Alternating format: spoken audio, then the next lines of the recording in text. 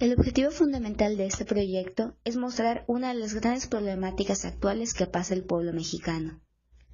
Como sabemos, nuestra dieta es muy rica en grasas, por lo cual 1 de cada 3 mexicanos, según las estadísticas oficiales del INEGI, ha padecido colesterol por encima de 200 que conlleva a un riesgo cardiovascular cuando menos una vez en su vida. Por esta razón, hicimos un sondeo de 1000 personas, de entre las cuales elegimos 50 datos relevantes para poder realizar una gráfica y observar cuántas de ellas se encuentran por encima del valor establecido. El colesterol es un lípido que se encuentra en los tejidos corporales y en el plasma sanguíneo de los vertebrados. Se presenta en altas concentraciones en el hígado, médula espinal, páncreas y cerebro. Las cifras elevadas de colesterol en la sangre tienen consecuencias para la salud. Es una sustancia esencial para crear membrana plasmática que regula la entrada y salida de sustancias en una célula.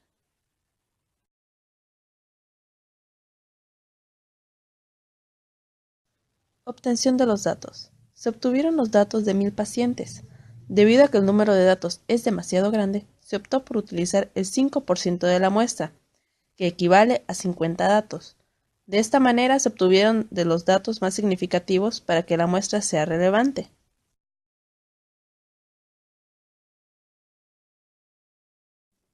Organización de los datos y obtención de la mediana. Primeramente, se ordenan los datos de menor a mayor. Una vez ordenados los datos, se obtiene la mediana. Como tenemos un número par, tomamos los dos números centrales, los sumamos y dividimos entre 2. En este caso, nuestra mediana fue de 151.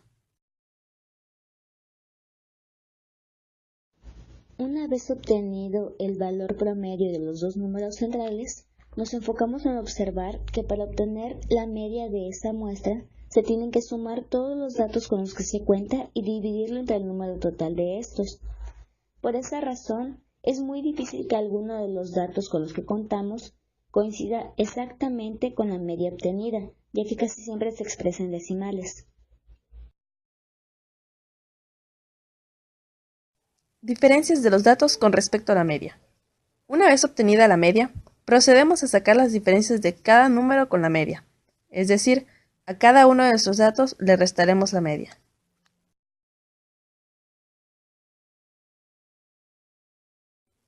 Varianza. Después de tener las diferencias de los datos, tenemos que elevar al cuadrado todas las diferencias, sumarlas y posteriormente obtener la media de estas. De esta forma obtendremos nuestra varianza. Finalmente, para obtener la desviación estándar, utilizamos la varianza obtenida anteriormente y le sacamos la raíz cuadrada. Valor máximo y mínimo. Dependiendo de cuál vayamos a obtener primero, es el que vamos a utilizar. Para obtener el valor máximo a la media le sumamos nuestra desviación estándar y para el mínimo se la restamos. De esta forma obtenemos un rango que podría considerarse el ideal. Aspecto tabular. Como podemos observar en la imagen, realizamos una tabla para que se pudiera observar mejor las diferencias y resultados con cada uno de los datos obtenidos. Vemos que está dividida principalmente en 5 columnas, una que es perteneciente a los datos en sí, la siguiente que nos indica la diferencia de cada dato con la media y la que se encuentra a su lado con la media al cuadrado.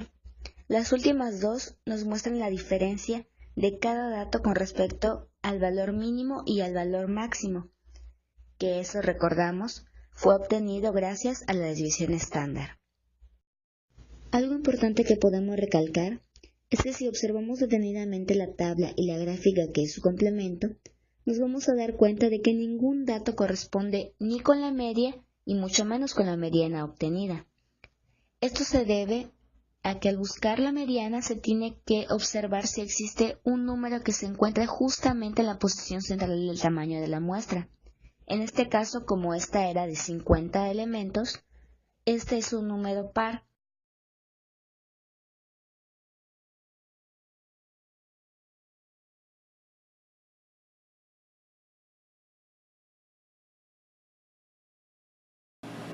Yo les voy a hablar acerca de enfermedades asociadas a un alto colesterol.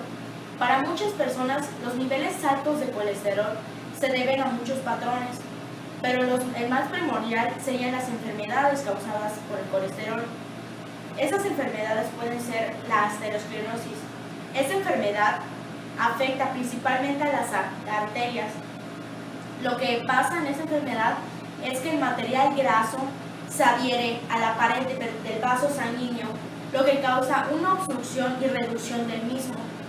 Este puede ser asintomático o puede ocurrir que sí tenga síntomas, pero ya cuando tiene una severa complicación.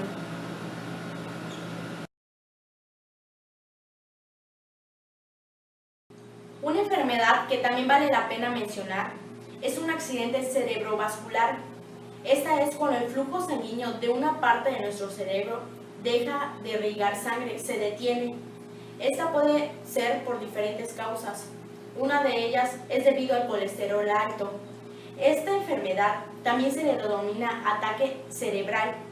Si el flujo sanguíneo de la parte del cerebro se detiene por unos pocos segundos, puede ocasionar muchas dificultades, como puede ser que no lleguen los nutrientes ni el oxígeno necesario a nuestro cerebro. El accidente cerebrovascular hay dos tipos. Una de ellas es accidente cerebrovascular histoquímico. Esta es cuando el vaso sanguíneo de una parte de nuestro cerebro que irriga sangre se detiene. Esto resultado de un coágulo debido al colesterol. Otra de ellas es el accidente cerebrovascular hemorrágico.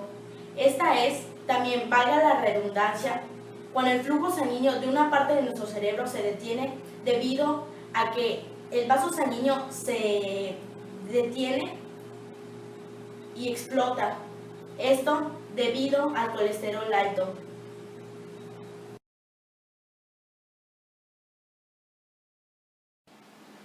Otra es una enfermedad arterial periférica. Esto ocurre cuando existe un estrechamiento de los vasos sanguíneos fuera de nuestro corazón. La causa principal es la aterosclerosis, enfermedad antes mencionada. La placa, sustancia por la cual está compuesta por colesterol y grasas, se adhiere a las paredes de los vasos sanguíneos, provocando una obstrucción del flujo sanguíneo que se dirige principalmente a las piernas, provocando así un entumecimiento del mismo. Así concluimos las enfermedades, que todas tienen que ver con un alto de colesterol.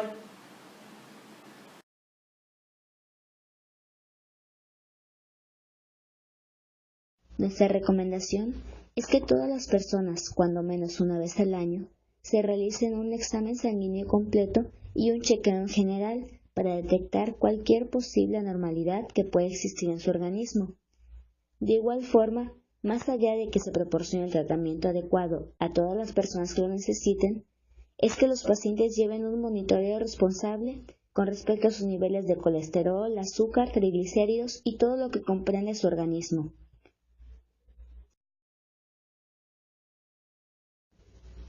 Al finalizar este proyecto, podemos concluir de que a pesar de que las 1000 personas que fueron encuestadas cumplían con el requisito fundamental de encontrarse en ayunas previo a la realización del examen sanguíneo para medir el colesterol en su sangre, muchas de ellas resultaron con niveles mayores de 200, que es el límite establecido como normal.